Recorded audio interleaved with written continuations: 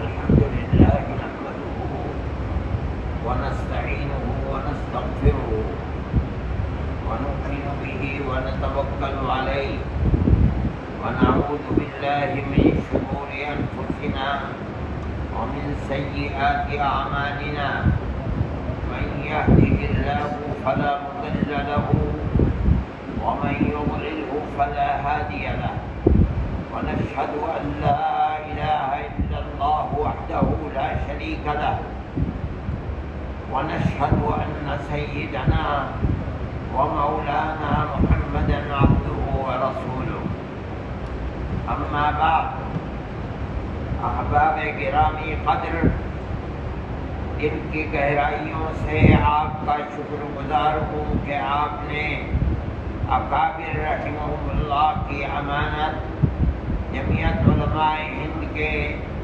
33ویں اجلاس عام کی صدارت کا مجھ کو شرف بخشا۔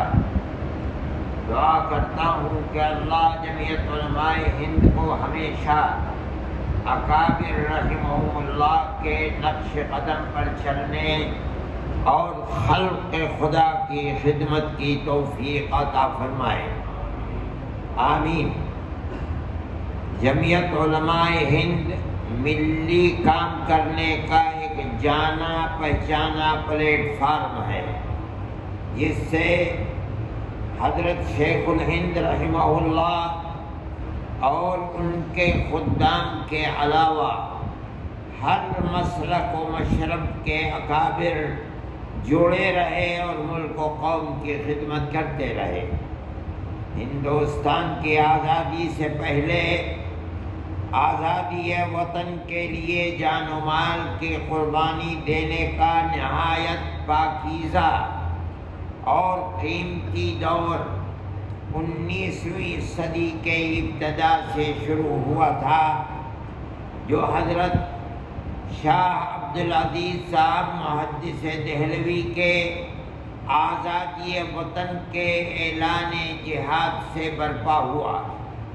ان میں سے کسی کے سامنے دنیا کی کوئی منفعت نہیں تھی، اپنی جان صرف اور صرف غلامی کی زنجیروں کو توڑنے کے لیے پیش کرتے رہے،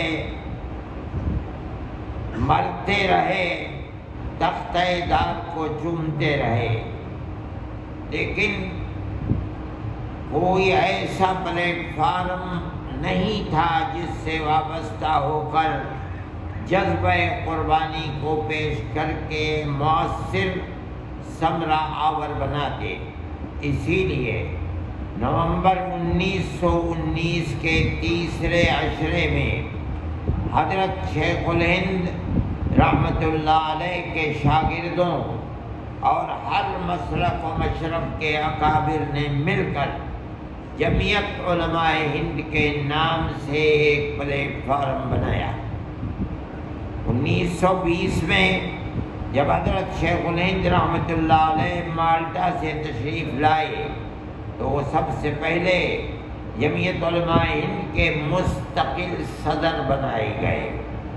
عمر نے وفا نہیں کی اور 10 ہی دن کے بعد شیخ الہند رحمۃ اللہ علیہ 30 نومبر 1920 کو اپنے خالق سے جا ملے، رحمہ اللہ رحمتاً واسعہ۔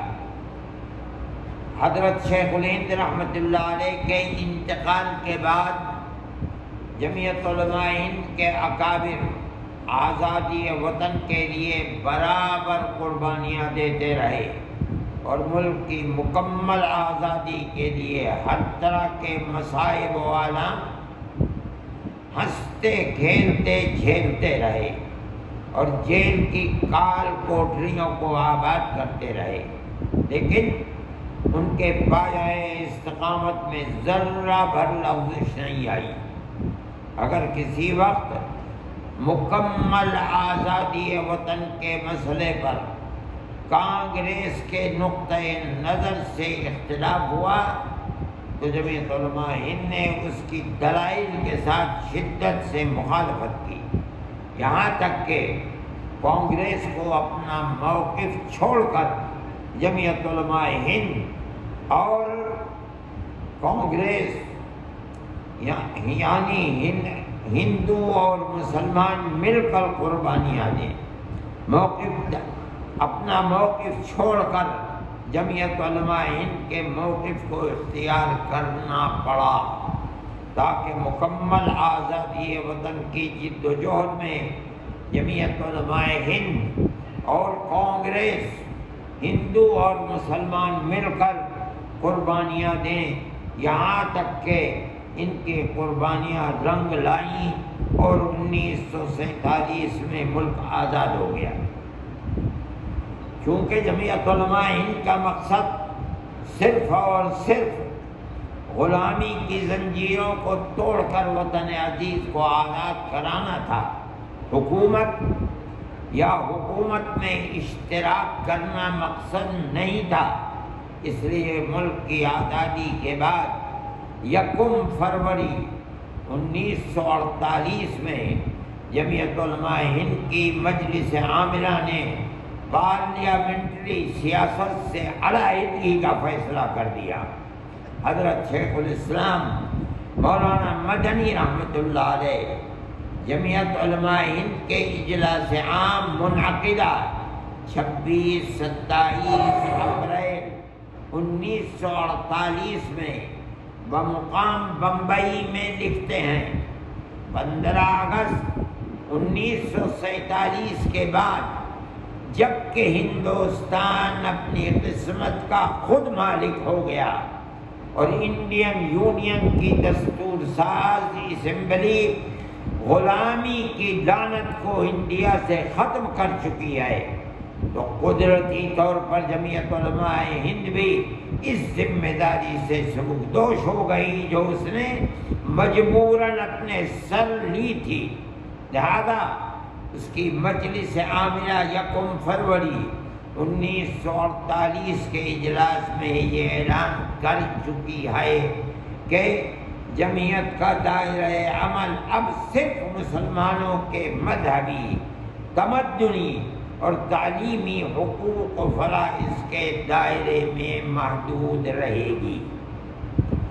22 مارچ کو جمعیت علماء ہند کے اجلاس دہلی میں مجلس عاملہ کے اس فیصلے کی تصدیق بھی کر دی اور اب یہ اعلان اس کا مسلمہ اصول بن چکا۔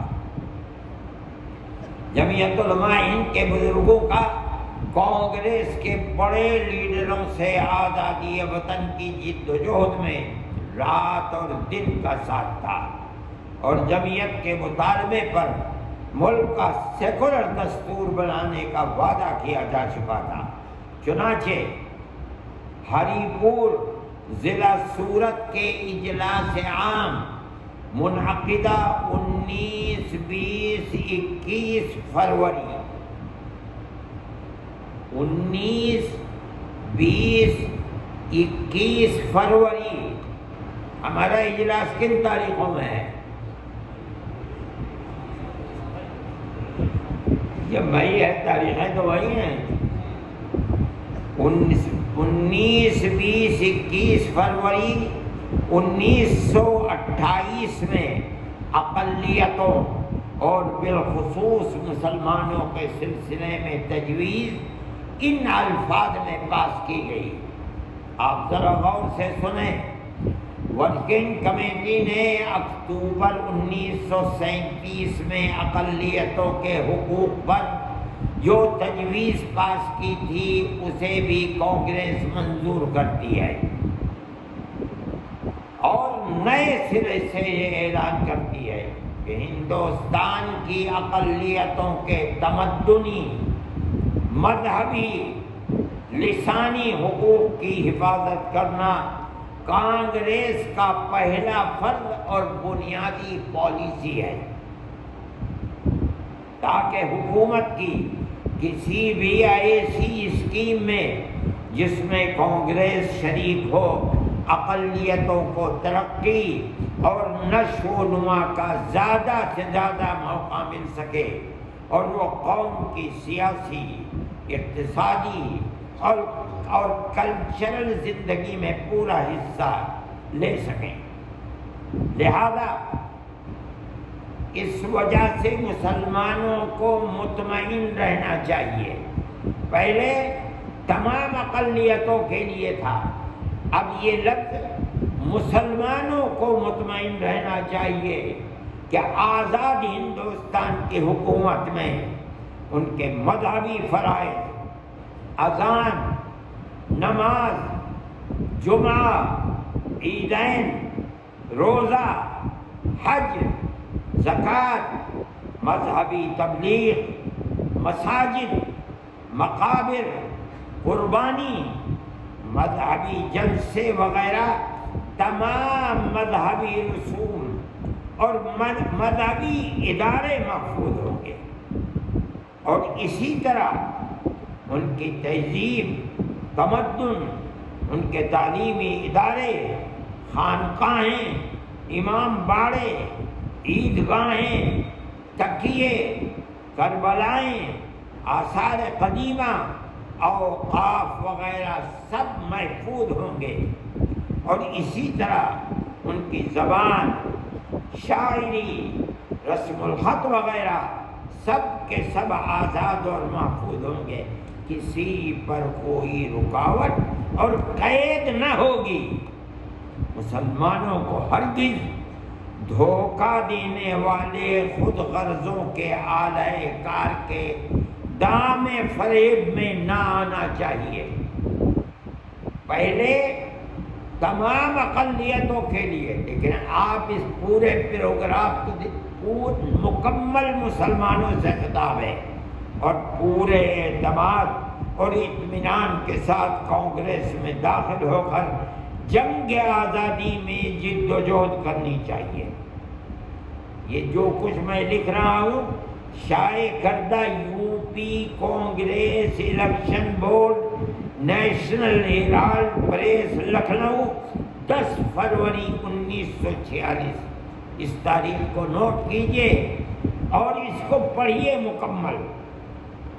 اس کے بعد جمعیت علماء ہند نے کانگریس کی طرف سے ملک کے سیکولر دستور میں مسلمان اور اقلیتوں کو دیے گئے حقوق کو دیکھتے ہوئے اپنی سیاسی سرگرمیوں کو ختم کر دیا، کوئی ضرورت نہیں تھی، اور خالص مذہبی حیثیت کو اپنا لیا۔ چنانچہ ملک کی آزادی کو کم و بیش 76 سال ہو گئے، جمعیت علماء ہند اسی اصول اور نظریے پر قائم ہے۔ اس کے افراد آزاد ہیں، کسی بھی غیر فرقہ پرست پارٹی میں شامل ہو سکتے ہیں، لیکن جمعیت علماء بحیثیت جماعت اکابر کے اپنے اپنائے ہوئے موقف پر پہاڑ کی طرح قائم ہے، نہ الیکشن لڑتے ہیں نہ کسی کا الیکشن لڑاتے ہیں۔ محترم حضرات، ملک آزاد ہو گیا، پورے ملک میں کانگریس کی حکومت ہو گئی۔ غور کیجئے، آہستہ آہستہ پرانے لوگ دنیا سے جاتے رہے، لیکن سب سے پہلے سیکولر نظریے اور سیکولر دستور کو گاندھی جی کے قتل سے آگ لگائی گئی، نقصان پہنچایا۔ اگر یہ کہا جائے کہ گاندھی جی کا قتل دراصل فرقہ پرستی کے مقابلے میں سیکولرزم کا قتل تھا تو اس میں مبالغہ نہیں ہوگا۔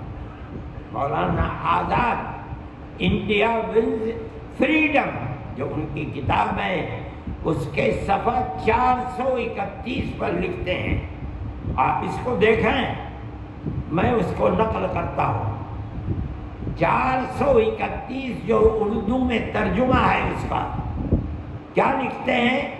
گاندھی جی کے المناک قتل کے ساتھ تاریخ کا ایک دور ختم ہو گیا ہے۔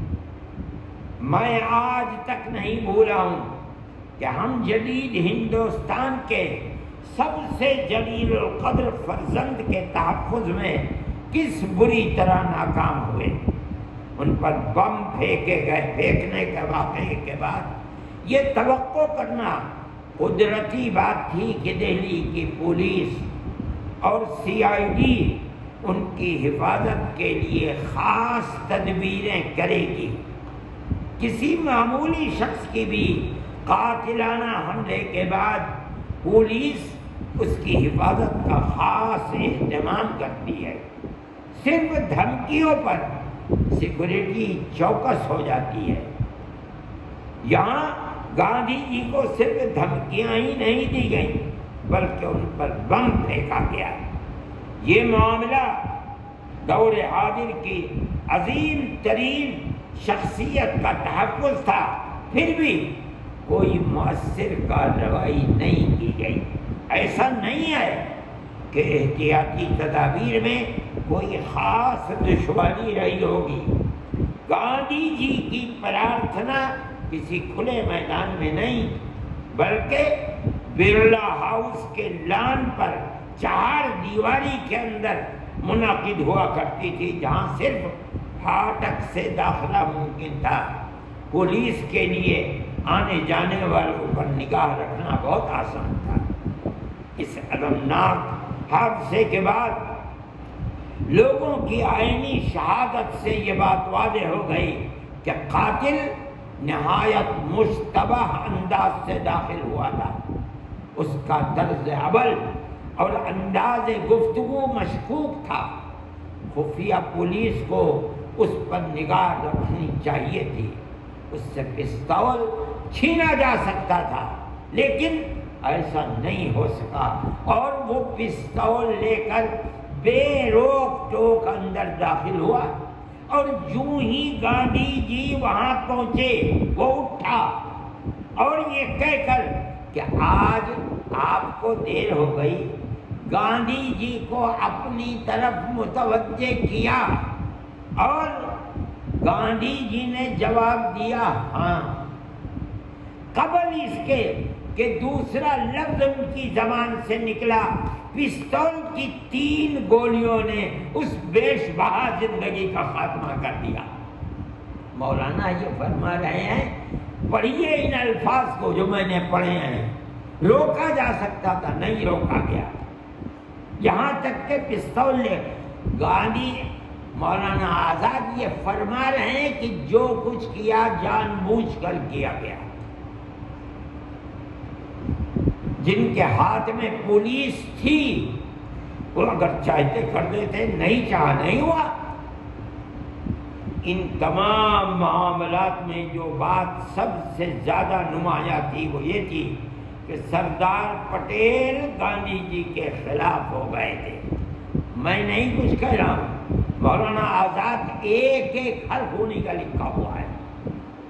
سردار پٹیل جو ہوم منسٹر وزیر داخلہ تھے وہ گاندھی جی کے خلاف تھے. فرماتے ہیں ان تمام معاملات میں یعنی پولیس توجہ نہیں کر رہی ہے، لانے والا بم پھینک رہا ہے، کامیاب نہیں ہوا، پھر پستول لے کر کے آیا، گاندھی جی کو قتل کر دیا. فرماتے ہیں ان تمام معاملات میں جو بات سب سے زیادہ نمایاں تھی وہ یہ تھی کہ سردار پٹیل گاندھی جی کے مخالف. کیا مطلب ہے؟ اگر سردار پٹیل مخالف نہ ہوتے گاندھی جی کو قتل نہ کیا جاتا. تو کس نے قتل کیا، کس نے قتل کرایا، یہ خود ایک سوال پیدا ہوتا ہے. جب گاندھی جی نے مسلمانوں کے تحفظ پر برت رکھا، دیکھیے مولانا کیا کہہ رہے ہیں، یہ تمام معاملہ اس لیے ہوا کہ گاندھی جی کا برت مسلمانوں کے تحفظ کے لیے تھا. جب انہوں نے برت رکھا تو انہوں نے اس کی پرواہ نہیں کی، کسی کی پرواہ نہیں کی. پٹیل کا خیال تھا کہ برت دراصل ان کے خلاف ہے. یہی وجہ تھی کہ جب میں نے ان سے کہا کہ وہ اس وقت بمبئی نہ جائیں، ان کا پروگرام تھا بمبئی کا اور بم مار دیا گیا تھا، وہ اتفاق سے ناکام رہا. میں نے ان سے کہا کہ وہ اس وقت بمبئی نہ جائیں تو انہوں نے رکنے سے انکار کر دیا. ان کے اس طرز عمل کا مقامی پولیس پر نہایت ناخوشگوار اثر ہوا. مقامی افسران ان کے حکم کے منتظر تھے۔ جب انہوں نے دیکھا کہ سردار پٹیل یعنی ملک کے ہوم منسٹر نے گاندھی جی کی حفاظت کے لیے کوئی خصوصی احکام نہیں دیے تو انہوں نے بھی اس مسئلے پر خاص توجہ نہیں کی، مرتے ہیں مرنے دو۔ گاندھی جی کی موت سے پہلے سردار پٹیل کی بے پرواہی اتنی نمایاں تھی کہ لوگوں نے اسے محسوس کر لیا۔ اس سانحے کے بعد ہر طرف غم و غصے کی لہر دوڑ گئی۔ کچھ لوگوں نے تو کھلم کھلا سردار پٹیل پر نااہلیت کا الزام لگایا۔ خصوصاً جے پرکاش نارائن نے تو اس مسئلے کو اٹھانے میں بڑی جرأت دکھائی۔ دہلی کے ماتمی جلسے میں جو گاندھی جی کے انتقال پر رنج و غم کے اظہار کے لیے منعقد ہوا تھا، جے پرکاش نے صاف صاف یہ بات کہی کہ حکومت ہند کے وزیر داخلہ اس الزام سے بچ نہیں سکتے، ان پر قتل کی ذمہ داری ہے۔ یہ سب مولانا آزاد لکھ رہے ہیں جو ان حالات سے گزرا ہوا ہے۔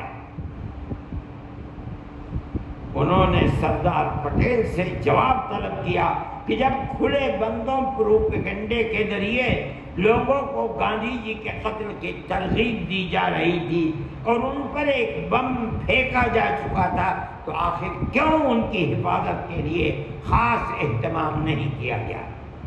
پرفل چندر گھوش نے بھی یہی سوال اٹھایا۔ انہوں نے پوری حکومت ہند کو مورد الزام ٹھہرایا کہ گاندھی جی کی حفاظت کرنے میں حکومت ناکام ثابت ہوئی ہے۔ سردار پٹیل نے اپنے مخصوص انداز میں ان الزامات کی تردید کی۔ بلا شبہ اس سانحے پر شدید صدمہ پہنچا تھا، لیکن لوگ جس طرح کھلے بندوں ان پر الزام لگا رہے تھے وہ بھی انہیں برا لگا۔ کانگریس پارلیمنٹری پارٹی کا جلسہ ہوا تو انہوں نے کہا کہ کانگریس کے دشمن ان کے خلاف الزامات تراشی کر کے جماعت میں نفاق ڈالنے کی کوشش کر رہے ہیں۔ گاندھی جی کے ساتھ وفاداری کا اعادہ کرتے ہوئے انہوں نے کہا کہ پارٹی کو ایسی باتوں سے اثر نہیں لینا چاہیے، بلکہ اپنے اندر اور زیادہ استحکام اور یکجہتی پیدا کرنی چاہیے۔ سردار پٹیل کی یہ اپیل بے اثر نہیں رہی۔ کانگریس کے بہت سے ممبروں نے انہیں یقین دلایا کہ وہ ثابت قدمی سے ان کا ساتھ دیں گے۔ ملک کے مختلف حصوں میں وقتاً فوقتاً جو وارداتیں ہو رہی تھیں ان سے یہ بات ظاہر تھی کہ فرقہ پرستی کا زہر کتنی دور تک پھیل چکا ہے۔ میں یہی بات کہتا ہوں، ملک آزاد ہوا، کانگریس کے شانہ بشانہ جمعیت علماء کھڑی تھی، بلکہ میں کہتا ہوں 2 قدم آگے تھی، لیکن فرقہ پرستی ملک کی آزادی کے بعد فوراً اتنی بڑھی کہ یہ واقعہ بتا رہا ہے اور یہ مولانا آزاد کہتے ہیں کہ فرقہ پرستی کا زہر دور تک پھیل چکا ہے۔ مجموعی حیثیت سے سارے ملک پر اس سانحے کا بہت گہرا اثر پڑا، لیکن چند شہروں میں گاندھی جی کے قتل پر جشن منایا گیا، مٹھائی تقسیم کی گئی۔ گوالیار اور اجین میں، یہاں لوگ ہوں گے اجین کے، مولانا فرماتے ہیں گوالیار اور اجین میں خاص طور پر ایسے مظاہرے ہوئے یعنی جشن کے۔ مجھے یہ سن کر بڑا افسوس ہوا کہ ان شہروں میں کھلم کھلا مٹھائی تقسیم ہوئی اور لوگوں نے اس حد تک جرأت کی کہ سر عام خوشیاں منائی گئی، لیکن یہ مسرت اور شادمانی صرف وقتی تھی۔ مجھے مجموعی طور پر قوم کو اس واقعے سے بہت صدمہ پہنچا اور عوام غصے میں ان لوگوں پر ٹوٹ پڑے جو گاندھی جی کے دشمن سمجھے جاتے تھے۔ چند ہفتوں تک تو یہ عالم تھا کہ ہندو محاسبہ اور آر ایس ایس کے لیڈر عوام کو منہ نہیں دکھا سکتے تھے، ڈاکٹر شیاما پرساد مکھرجی ان دنوں ہندو مہاسبھا کے صدر اور مرکزی حکومت کے ایک وزیر تھے، وہ اپنے مکان سے باہر نکلنے کی جرات نہ کر سکے۔ اس کے کچھ دنوں کے بعد انہوں نے محاسبہ سے قطع تعلق کر لیا، باہر گئے۔ آہستہ آہستہ صورتحال بہتر ہوئی اور لوگ اپنے دھندوں میں لگ گئے۔ گاندھی جی کے قاتل گوڈسے پر مقدمہ چلایا گیا، لیکن مقدمے کی تیاری میں بہت دیر لگی۔ پولیس کو تفتیش میں کئی مہینے لگ گئے، اس لیے معلوم ہوتا تھا کہ گاندھی جی کو قتل کرنے کی سازش کا جال بہت دور تک پھیلا ہوا ہے۔ گوڈسے کی گرفتاری کا پبلک میں جو رد عمل ہوا، اس سے ظاہر تھا کہ بعد ہندوستانیوں میں فرقت پرستی کا زہر کتنا گہرا سرایت کر چکا تھا۔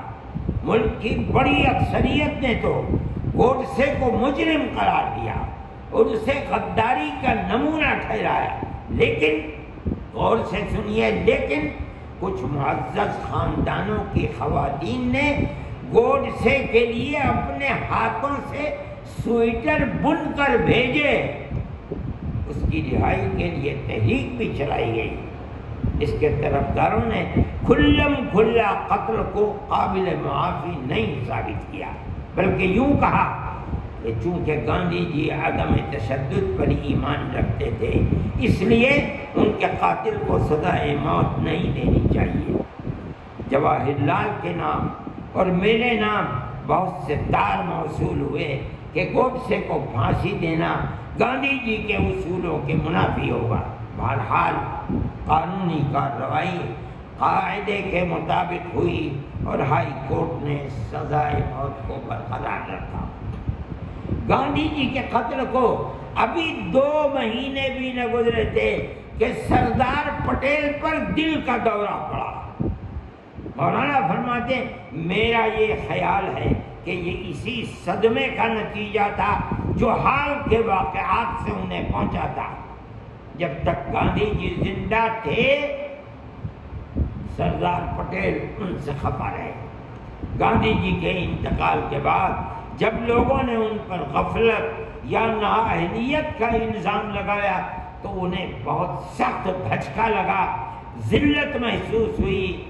وہ فراموش نہیں کر سکتے تھے کہ ان کی ساری عزت اور حیثیت گاندھی جی ہی کی مرہون منت تھی۔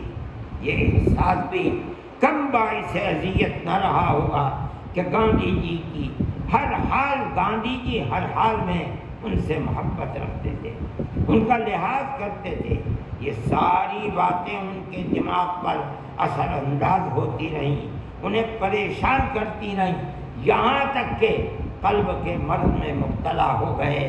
اگرچہ اس کے بعد 3 سال تک زندہ رہے، لیکن ان کی صحت بحال نہیں ہو سکی۔ یہ سب مولانا آزاد کا لکھا ہوا ہے، میں اپنی طرف سے نہیں کہہ رہا ہوں۔ برادران عزیز، مولانا آزاد مرحوم کی یہ تحریر کچھ لمبی ہو گئی، لیکن میں سمجھتا ہوں کہ ملک کی آزادی کے بعد ہی سے ملک کے اندر فرقہ پرستی کی لعنت کا دعویٰ اس تحریر سے صاف طور پر واضح ہو جاتا ہے۔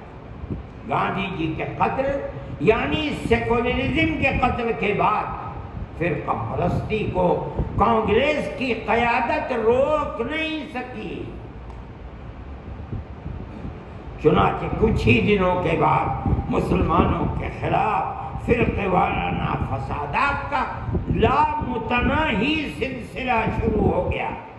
ہندوستان کا شاید ہی کوئی قابل ذکر شہر بچا ہوگا جہاں مسلمان کا خون نہیں بہا، دولت کو آگ نہ لگائی گئے۔ جمعیت علماء ہند کی قیادت برابر متنبع کرتی رہی، بتاتی رہی کہ اس پر قابو نہیں پایا گیا تو ملک برباد ہو جائے گا، سیکولرزم کو آگ لگ جائے گی، بھارت میں پیار و محبت کی تاریخ افسانہ بن کر رہ جائے گی۔ فرقہ پرستی کے خلاف جمعیت علماء ہند نے جیل بھرو تحریک چلائی، سب کچھ ہوا، لیکن فرقہ پرستی پر قطعاً نہیں لگائی گئی، جس کا انجام کانگریس بھگت رہی ہے، اور اکثریت و اقلیت بھی اور ملک کی صورتحال بھی سب کے سامنے ہے۔ فرقہ پرستی کے خلاف کانگریس کی لچکدار پالیسی نے، ہم کہتے ہیں کانگریس کی وہ پالیسی لچکدار تھی۔ آج کی جو پالیسی ہے کہ برملا کانگریس کہہ رہی ہے کہ ہم اگر اقتدار میں آئیں گے تو بجرنگ دل پر پابندی لگا، اگر یہ پالیسی اس وقت اختیار کرنی ہوتی ملک برباد نہ ہوتا۔ اس لچکدار پالیسی نے کانگریس کو بھیک مانگنے کے اوپر مجبور کر دیا۔ جمعیت علماء برابر اس کے خلاف رہی۔ ایسے لیڈروں کو فرقہ پرستی کے خلاف کانگریس کی لچکدار پالیسی نے ایسے لیڈروں کو اقتدار کی کرسی تک پہنچا دیا جن کے دل فرقہ پرستی کے ناپاک مرض سے سیاہ تھے، مگر انہوں نے گاندھی کیپ اور کھدر کے کپڑے پہن کر اپنے آپ کو سچا کانگریسی دکھلا کر اقتدار کا لطف اٹھایا اور مسلم اقلیت کے خون سے کانگریس کے دیے ہوئے اقتدار سے ہندوستان کی سرزمین کو رنگ دیا۔ اور پچھلے دنوں جیسے ہی اقتدار بدلا اور کانگریس کو شکست کا سامنا کرنا پڑا تو وہ لوگ جن کو کانگریس نے دودھ پلا کر جوان بنایا تھا اور انگلی پکڑ کر سیاست کے پلیٹ فارم پر چلنا سکھایا تھا، اپنی ناپاک فطرت کی طلب پر کانگریس چھوڑ کر بی جے پی میں چلے گئے۔ ایسا لگتا تھا کہ گاندھی فیملی کے سوا کوئی نظریاتی طور پر کانگریسی زندہ نہیں ہے۔ فرقہ پرستی کے خلاف کانگریس کی اسی لچکدار پالیسی کا یہ انتہائی تکلیف دہ انجام تھا۔ محترم حضرات، حکومت کرنے والی پارٹیوں کے اپنے نظریات اور اپنے ایجنڈے ہیں، لیکن یہ ایک ناقابل انکار حقیقت ہے کہ انسانیت کی بنیاد پر اخوت و ہمدردی اور پیار و محبت ہمارے ملک کی پرانی اور اصل تاریخ ہے۔ ہندوستان کبھی بھی سیاسی اور ملکی مسائل میں ہندو مسلم تفریق اور امتیاز کا قائل نہیں رہا۔ حکومتیں خواہ مسلم حاکم کے زیر اثر رہی ہوں یا ہندو فرمانروا کے زیر نگین، کبھی بھی افتراق اور امتیاز سے آشنا نہیں ہوئی۔ اکبر بادشاہ کی قوم پروری کسی تحریر اور تفصیل کی محتاج نہیں ہے۔ جہانگیر بادشاہ کا عدل و مساوات بھی تاریخ میں ایک خاص مقام رکھتا ہے۔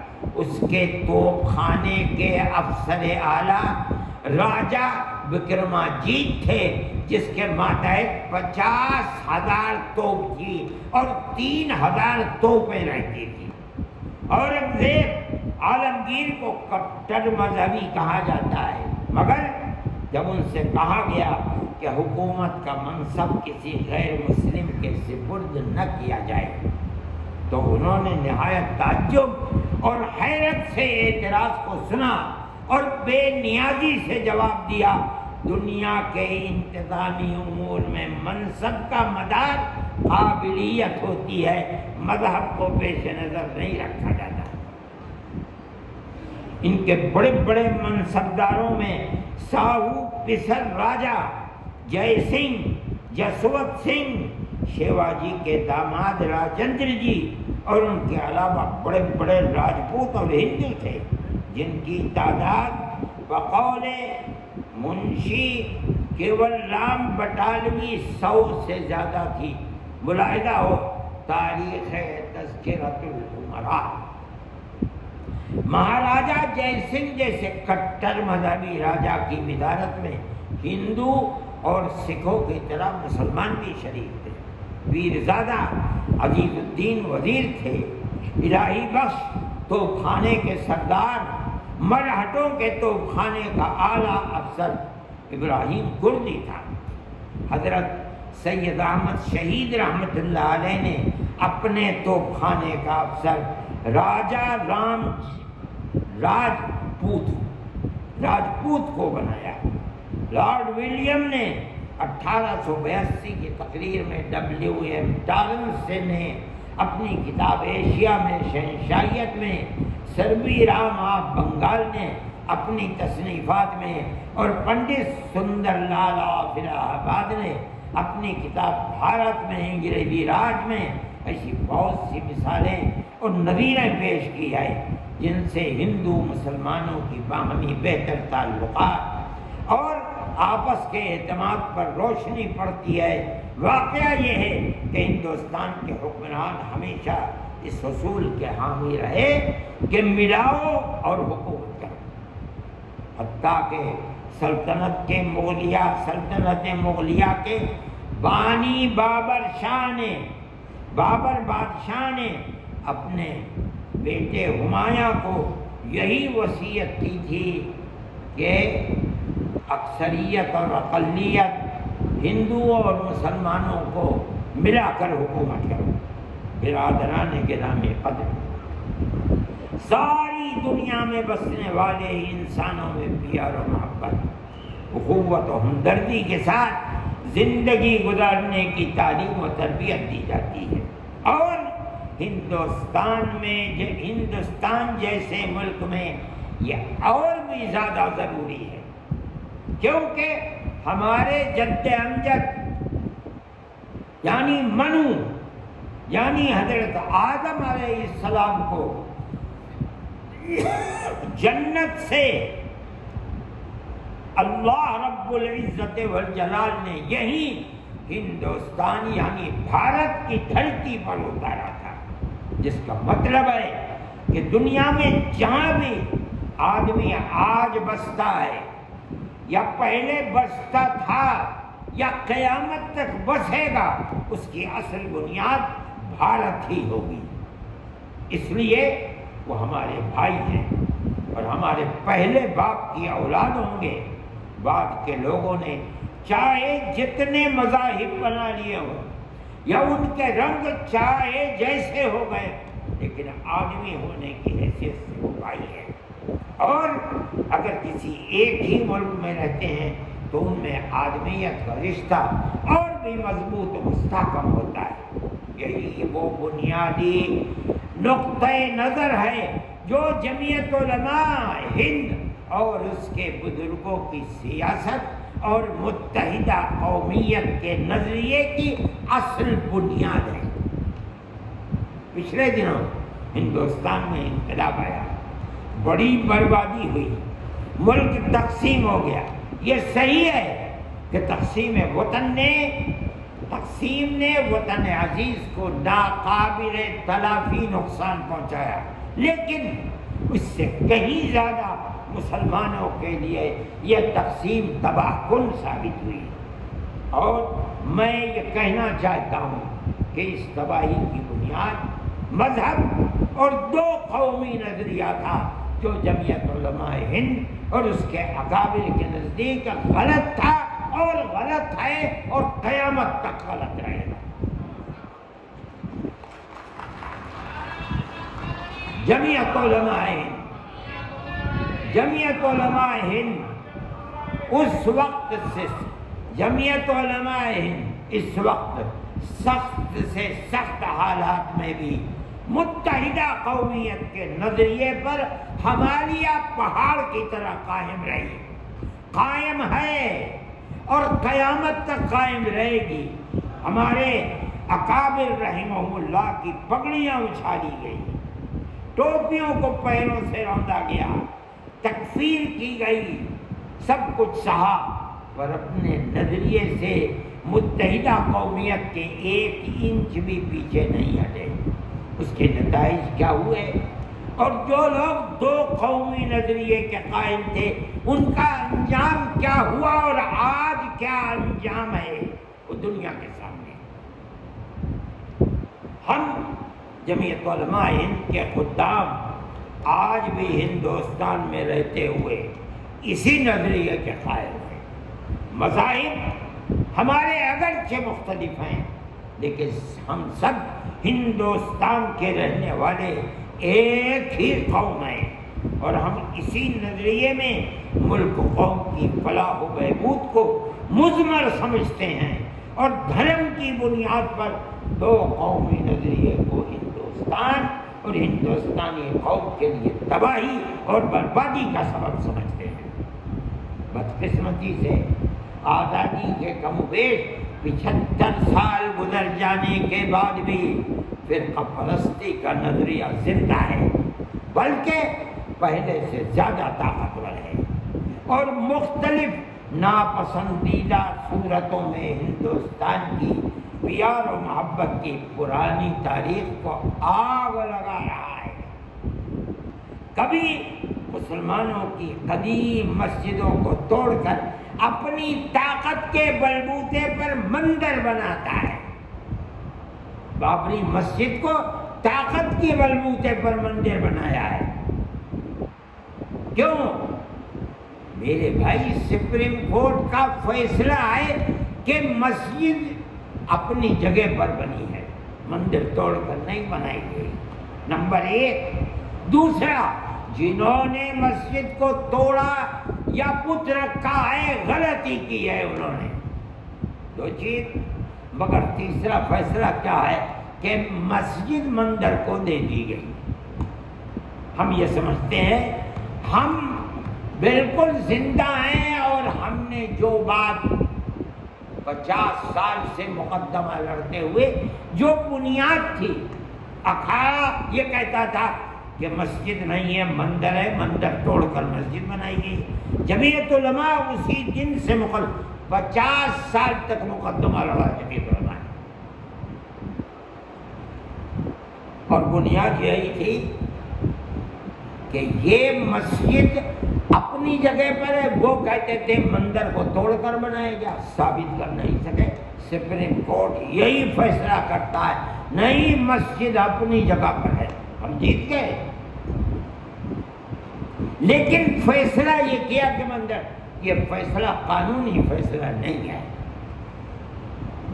یہ فیصلہ اپنی مذہب کی بنیاد کے اوپر ہے. دے دیا. کس طرح دے دیا؟ اپنی طاقت کے بلبوتے پر دے دیا. ورنہ حقیقت یہ ہے کہ یہ فیصلہ تو کر دیا گیا. جب مسجد اپنی جگہ پر بنی ہوئی ہے، آج تک یہ کہتے تھے کہ بابر نے مندر توڑ کر مسجد بنائی. گورنمنٹ کا ادارہ سپریم کورٹ کہتا ہے نہیں، بابر نے اپنی جگہ بنائی. جو الزام بابر کو دیا جاتا تھا وہ غلط تھا، وہ الزام اپنے سر کے اوپر لے لیا گیا اور یہ کہا آپ نے زبردستی مسجد توڑ کر مندر بنا دیا. مگر بابر نے تو مندر توڑ کر مسجد نہیں بنائی. یہ آپ کا سپریم کورٹ کہتا ہے. میں اسی بات کو کہتا ہوں بدقسمتی سے آزادی کے کم و بیش 75 سال گزر جانے کے بعد بھی وہ فرقہ پرست نظریہ زندہ بلکہ پہلے سے زیادہ طاقتور ہے اور مختلف ناپسندیدہ صورتوں میں ہندوستان کی پیار و محبت کی پرانی تاریخ کو آگ لگا رہا ہے. کبھی مسلمانوں کے قدیم مسجدوں کو توڑ کر اپنی طاقت کے بلبوتے پر مندر بناتا ہے، کبھی موب لنچنگ کی بھیانک صورت میں بے گناہوں کو قتل کرتا، کبھی مسلمانوں کی جائیداد اور اموال کو تباہ کرتا اور آگ لگاتا. لیکن افسوس کہ ملک کی آزادی کے بعد سے آج تک نہ فسادات اور فرقہ پرست نظریے کے خلاف کوئی قانون بنا اور نہ ان کے پنجوں کو موڑا گیا. آج کانگریس کا مینیفیسٹو یہ کہتا ہے کہ ہم نفرت پھیلانے والے بجرنگ دل کو غیر قانونی بتائیں گے اور قدغن لگائیں گے۔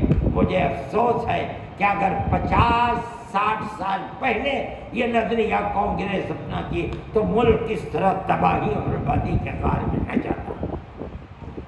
ہو جائے تب جانیے، ابھی تو مینیفیسٹو کا اعلان ہے۔ آزادی کے بعد سے آج تک نہ فسادات اور فرقہ پرست نظریے کے خلاف کوئی قانون بنا اور نہ ان کے پنجوں کو موڑا گیا، بلکہ اگر یہ کہا جائے کہ بسا اوقات سیکولرزم کو آگ لگانے والے افراد کو تحفظ دیا گیا تو مبالغہ ہوگا۔ ان روح فرسا اور سنگین حالات میں مسلمانوں کو کیا کرنا چاہیے؟ جب فرقہ پرستی کا جنون آج تک سر پر سوار ہے، مسلمان کو کیا کرنا چاہیے؟ اور خاص طور پر ہندوستان جیسے ملک میں مسلمانوں کو زندگی کس طرح گزارنی چاہیے، یہ ایک ایسا موضوع ہے جس کو انتہائی سنجیدگی کے ساتھ غور و فکر کر کے سلجھانا چاہیے۔ عزیزان محترم، نمبر 1، مسلمانوں اور خاص طور پر شمالی ہند کے مسلمانوں کو دینی علم کے ساتھ ساتھ دنیاوی علم میں اپنے پیر پر کھڑے ہونے کی کوشش کرنی چاہیے۔ آپ غور کریں، شمالی ہند کے ہندوستان، یو پی، بہار، دلی، خاص طور پر مدھیہ پردیش، اپنے پیر پر کھڑے ہونے کی کوشش کرنی چاہیے اور یہ بات جاننی چاہیے کہ یہ زمانہ مقابلاتی زمانہ ہے۔ کامیابی کو حاصل کرنا ہے تو تقابل میں اپنے ساتھیوں کو پیچھے چھوڑ کر خود آگے نکلنے کا حوصلہ پیدا کرنا ہوگا۔ گورنمنٹ نے پورے ملک میں تعلیمی اداروں کا نظام قائم رکھا ہے، لیکن اس میں معیار تعلیم ایسا نہیں ہے جو طالب علم کے اندر تقابل میں دوسروں کو پیچھے چھوڑ کر اپنے بلبوتے پر آگے بڑھنے کا حوصلہ پیدا کرے۔ اس لیے مسلمان اہل ثروت اس طرف متوجہ ہوں کہ ہر جگہ اچھے معیاری تعلیم کے اسکول اور کالج کھولے جائیں جن میں عصری معیاری تعلیم کے ساتھ ساتھ مذہبی بنیادی تعلیم بھی طالب علم کو دی جائے۔ ہر جگہ ایسے لوگ موجود ہیں جو یہ کام کر سکتے ہیں، لیکن بدقسمتی ہے کہ مسلمان بے پناہ دولت شادی اور بیاہ میں خرچ کرتے ہیں۔ اسی طرح انتخاب کے موقع پر ایک سیٹ پر کئی کھڑے ہو کر بیش بہا دولت لوٹا کر اپنی بے حسی کا ثبوت دیتے ہیں، لیکن قوم کو اپنے پیر پر کھڑا کرنے کے لیے آگے نہیں بڑھتے، حالانکہ یہ قوم کی خدمت کے ساتھ ساتھ بہترین کاروبار بھی ہے۔ اس سلسلے میں آج کل لڑکے اور لڑکیوں کی مخلوط تعلیم بڑے مسائل کھڑے کر دیے ہیں، جس کے نتیجے میں عریانیت اور بے حیائی کے ساتھ ساتھ ارتداد کی بھیانک صورت سامنے آ رہی ہے۔ اسی لیے یہ ضروری ہے کہ 5ویں کلاس کے بعد یہ اسکول اور کالج لڑکے اور لڑکیوں کے الگ الگ ہوں۔ ہندوستان میں گورنمنٹ کے کم و بیش 40,000 کالج اور یونیورسٹیاں بتائی جا رہے ہیں، جس میں سروے کے مطابق 5واں حصہ ایسے اسکول اور کالج کا ہے جو لڑکے اور لڑکیوں کے لیے الگ الگ خاص ہیں۔ ابھی وقت ہے، یہ یاد رکھیے، بلکہ لڑکیوں کے لیے خاص یونیورسٹیاں بھی ہیں، ہمیں اس سے سبق حاصل کرنا چاہیے۔ ابھی وقت ہے، یہ یاد رکھیے، جیسے جیسے وقت گزرتا جائے گا یہ مرد لا علاج ہوتا جائے گا۔ اس لیے تعلیمی اعتبار سے بیان کردہ صورتحال کو سامنے رکھتے ہوئے ہر جگہ مقصد بنا کر کوشش کرنی چاہیے، اور بالخصوص جمعیت علماء ہند کے ورکرز کو مقصد بنا کر اس کے لیے کام کرنا چاہیے۔ میرے بھائی، ہر جگہ مدرسے کے اندر نہیں، مدرسے سے الگ زمین خرید کر کالج کو بنانا، آپ لڑکوں کے لیے بنانا چاہتے ہیں بنائیے، خاص کر لڑکیوں کے لیے اس کے لیے کوشش کیجیے، زمینیں خریدیے، کالج بنائیے، آپ جھوپڑیاں بنائیے، کوئی ضروری نہیں ہے، جو بھی آپ کے اندر طاقت ہے آپ یہ کام کیجیے۔ یہ کام آپ کا مذہبی فریضہ ہے۔ ارتداد بڑی خراب چیز ہے، لڑکیوں کی زندگی برباد۔ ہندوؤں کے اندر ذات اور برادری بڑا گہرا اثر کیے ہوئے ہے۔ جن لڑکیوں کو ارتداد کا شکار بنایا جاتا ہے، چند دن گھروں میں رہتی ہیں، وہ ان کی برادری کی نہیں ہے، ان کی ذات کی نہیں ہے، وہ اپنے خاندان میں انہیں لے کر کہیں جا نہیں سکتے۔ اس سے اولاد جو پیدا ہوئی ہے اس کی شادی بیاہ نہیں ہو سکتی، اس لیے بڑا برا حال ہوتا ہے۔ لڑکی چلی جاتی ہے، اس کے بعد یا تو قتل کر دیا جاتا ہے یا خودکشی کر لیتی ہے اور بربادی کا شکار ہوتی ہے۔ اس کا واحد حل یہ ہے کہ آپ اپنے ادارے قائم کریں، الگ لڑکیوں کا لڑکوں کا الگ، اور تھوڑا بہت 1 گھنٹہ چاہے 1 ہفتے میں 1 ہی دفعہ ہو مذہبی تعلیم کا رکھیں، کم از کم مرتے وقت لڑکی کو کلمہ تو میسر ہو جائے۔ اس لیے میرے بھائی، آپ جمعیت علماء کہتی ہے اس کو مقصد بنائیے۔ میں نے دیوبند میں سب سے پہلے لڑکیوں کا الگ ادارہ بنا دیا۔ میں انشاءاللہ گنگو میں اللہ چاہے گا تو چند ہی دنوں میں 50 لاکھ کی لاگت سے اسکول مذہبی عورتوں کے لیے بناؤں گا۔ اس میں چاہے اس کا معیار تعلیم اچھا ہو، مسلمان لڑکی پڑھے، ہندو لڑکی پڑھے، جو الگ تعلیم دلانا چاہتا ہے ہمارا دروازہ کھلا ہوا۔ میں کہتا ہوں جمعیت علماء کے پلیٹ فارم سے آپ حضرات اس کو مقصد بنا کر چلیں۔ میں نے اسکول بنایا، میں چونکہ مدرسے کا آدمی ہوں، میں نے کبھی اسکول میں 2 منٹ بھی، تقریباً 18 یا 20 سال سے وہ 8ویں کا تھا، اب اللہ نے چاہا تو وہ BA تک ہو جائے گا اس سال۔ اس کے اندر میں نے غریب لڑکوں کے لیے وہ اسکول بنایا تھا۔ 20 سال میں حرام ہے اگر کسی مہینے میں 1 پیسہ بھی بچا ہو، حرام ہے۔ کوئی اگر مائی کلال دوسرا ہوتا کب کا چھوڑ چکا ہوتا، میں نے نہیں چھوڑا۔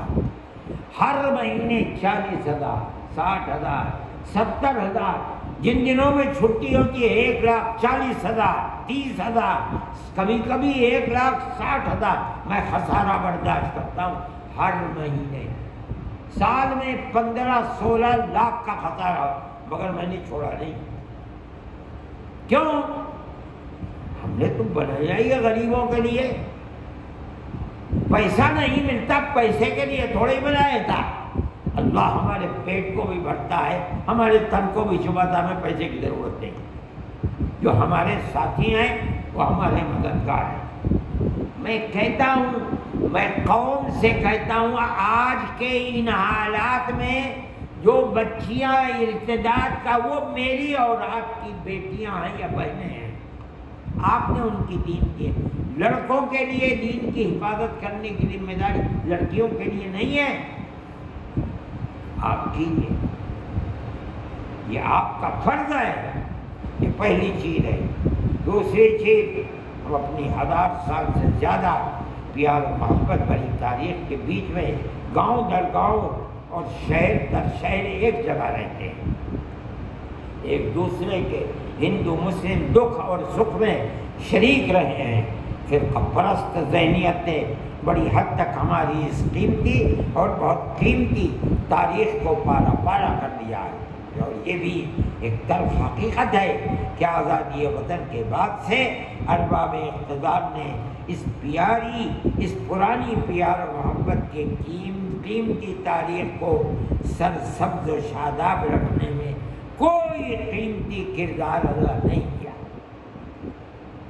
اور اس وقت تو ملک کی صورتحال ایسی ہے جس میں فرقہ پرست ذہنیت کے حوصلے زندگی کی ہر سطح پر بہت بلند ہیں، مگر یہ بھی ایک بہت واضح حقیقت ہے کہ سب برادران وطن فرقہ پرست، متعصب اور مسلم اقلیت کے بدخواہ نہیں ہیں۔ آپ کے سامنے ہے نتیجہ، کرناٹک کے اندر بی جے پی گورنمنٹ نے بالکل چھوٹی تک اپنے آپ کو لگا دیا۔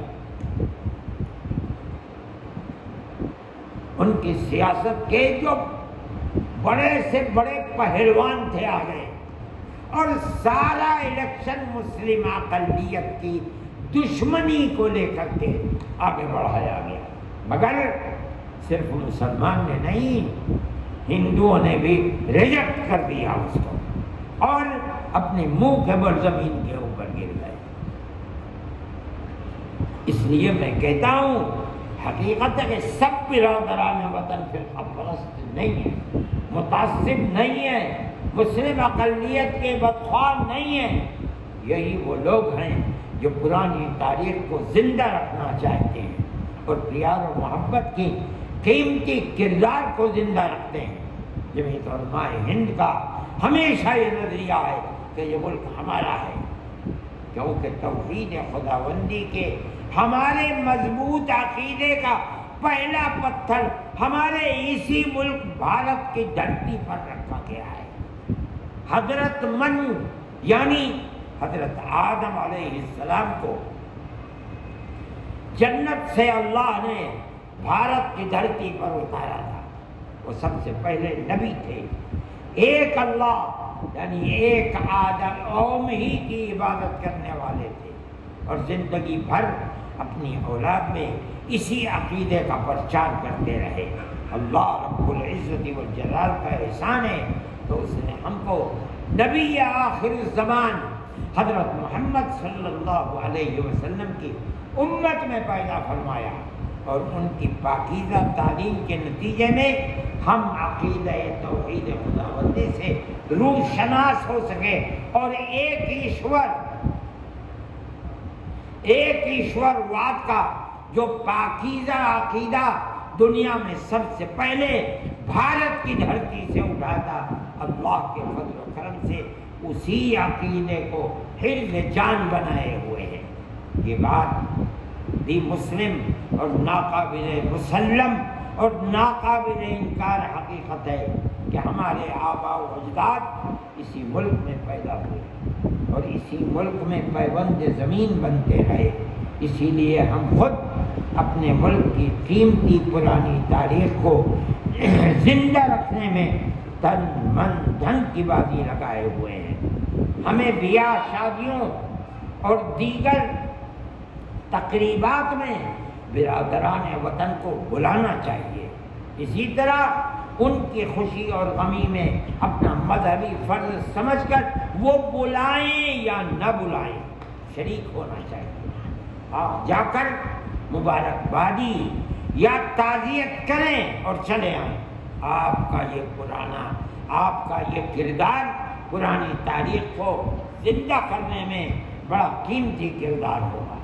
اسی طرح آپ اپنے مدرسوں کے جلسوں میں برادران وطن کو ضرور بلائیں، بچوں کے پروگراموں میں قرآن و حدیث کی اخلاقی اور معاشرتی تعلیمات کو پیش کریں جو آپ ہی پیار و محبت کا سبب بنے اور اسلام کی صحیح تصویر کو پیش کریں، یعنی مذہب سے اوپر اٹھ کر انسانیت کی بنیاد پر ماں باپ کے ساتھ، عزیز و اقربا کے ساتھ، پڑوسیوں کے ساتھ، محتاجوں کے ساتھ، ضرورت مندوں کے ساتھ، بھٹکے ہوئے لوگوں کے ساتھ حسن و سلوک کی جو تعلیم اسلام دیتا ہے اس سے لوگوں کو آشنا کرائیں، تاکہ دشمنان دین نے اسلام کی جو غلط تصویر پیش کی ہے آپ اس کا تدارک کر سکیں۔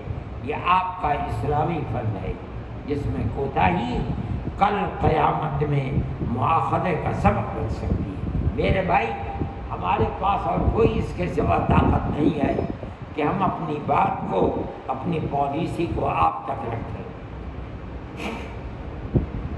ہمارا یہ ماننا ہے کہ آپ اگر نہیں کریں گے تو اس کا مطلب یہ ہے کہ آپ نے اپنے مذہبی فریضے کو انجام نہیں دیا۔ مذہب صرف نماز روزے ہی کا نام نہیں ہے، وہ معاشرت جو مسلمان کی دوسروں کے ساتھ ہے وہ بھی اسلام کا فریضہ ہے، اور اسلام کی تعلیمات کا بڑا قیمتی گوشہ ہے۔ قرآن و حدیث اس کے اوپر دلالت کرتی ہے۔ محترم حضرات، میں نے چاہا کہ اپنے اکابر رحمہم اللہ کا وہ نظریہ اخوت جو ان کی گھٹی میں پڑا ہوا تھا، رگ و ریشے میں پیوست تھا، اور کچھ حصہ ان کے کفش برداری کے صدقے میں ہم نااہلوں کو بھی ملا ہے، آپ کے سامنے پیش کر سکوں۔ آپ نے اپنا وقت صرف کیا، اس پر میں آپ کا شکر گزار ہوں اور دعا کرتا ہوں کہ اللہ تعالی ہمارے ملک کو اخوت و ہمدردی اور پیار و محبت کے ساتھ سرسبز و شاداب رکھے اور شرور و فتن سے معمون فرمائے۔ آمین۔ وآخر دعوانا ان الحمد للہ رب العالمین۔